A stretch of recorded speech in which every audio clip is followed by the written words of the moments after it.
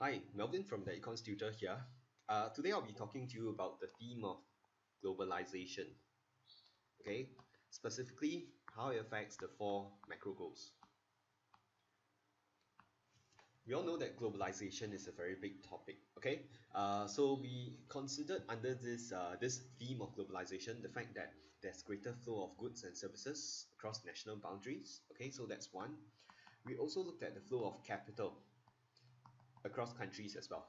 Of course, capital in international econs should always be thought of as a short term, which is basically hot money, and long term capital, okay, FDI.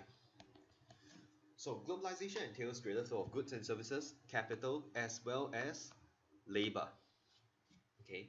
And when we look at how these flows affect an economy, of course, we are considering the performance of an economy, all right. And under performance, you have the four goals, right? And when you look at the impact on the four goals, you do not just want to see the benefits, but you want to see the costs or the challenges as well. Surely, in understanding how globalization affects the four goals, it is not impossible, okay, for a student who understands macro goals and policies to link it to the benefits. Okay, one example is if a country is able to export more goods and services, higher X minus M will lead to actual growth. Okay, so actual growth rises, cyclical unemployment falls. Okay, your BOP also improves. So the same can be done for capital flows, right? Which we know affects not just actual growth, but potential growth as well. Labor flows have the same impact. But what students usually find a bit more challenging, okay, is to derive the costs or the challenges of globalization. Okay, so here I would suggest students consider these two themes. So when I talk about this theme, okay, there's theme one and theme two.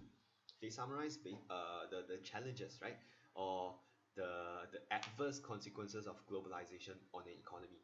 So what do these themes represent? Basically, they sum up how globalization works. Okay, under the first theme, I would say globalization is always a two-way traffic. Now, what does this mean? It means that while a country can sell goods and services to other countries, it also faces competition from imports. Okay, and we know if local industries are not competitive enough, growth or employment in the country can also be hurt. Okay, so globalization is always a two-way traffic. For example, while you can tap on foreign labor to improve your growth prospects, you may also suffer from brain drain, right? Where top talent move overseas in search of better job opportunities. So this is one way for students to very easily summarize, okay, the adverse consequences of globalization. The second theme is the fact that globalization, okay, entails opportunities, right? So if a country is more reliant on the rest of the world for, say, trade or for capital, this greater reliance often translates into greater vulnerability. Okay, so what do I mean here? If, say, you take the case of Singapore, we are reliant on US, Europe, and to a certain extent the Chinese market for growth. But that also means that we are very susceptible to developments in this economy, okay, or these economies. So you look at what happened in '08 in the wake of the US financial crisis, or if you consider the effects of the recent Eurozone debt crisis, all these have resulted in slowing growth in Singapore. Okay, so it's useful to remember what Mr. Lee Kuan Yew once said. Okay, if US sneezes, Singapore will catch a cold. So I think that very elegantly summarizes how reliant a small economy like Singapore, okay, is on the rest of the world, and consequently how vulnerable we are to global conditions. Okay, so you can actually look at this as two themes, or rather here, okay, two themes, three channels, four goals. Okay, so this is a numerical acronym. It's easy to remember globalization whenever you think about 432 or 234. So if you refer to my book, okay, under globalization, I have a 432 approach, okay, which is what I just described. So you have to consider impact on the four goals, occasionally equity and living standards as well. So the three channels are what I mentioned, and these are the two themes, right? Greater reliance and greater vulnerability, and the fact that it's two-way traffic. Okay? So once you have these points, I will encourage students to develop a table on their own. So this is one example, alright? You notice we have the three channels here. And four goals. 1, 2, 3, 4. And the themes are all represented here. Okay? And they summarize the challenges that globalization can bring. Okay? So I'll just give you one example. Let's consider the first channel, freer flow of goods and services. Okay? So when goods and services can move across national boundaries, okay? Sure enough, a country can import raw materials or finished products from cheaper trading partners. So this is definitely a benefit. It lowers cost push inflation. Okay, but at the same time, over reliance, okay, translates into greater vulnerability to supply shocks. Okay, so supply shocks could be, say, when you talk about instability in the Middle East, so oil prices rise, or if you're considering adverse weather conditions, that can also lead to an increase in grain prices. Okay, so this is the first challenge. The second challenge, if you remember, is the fact that it's two-way traffic.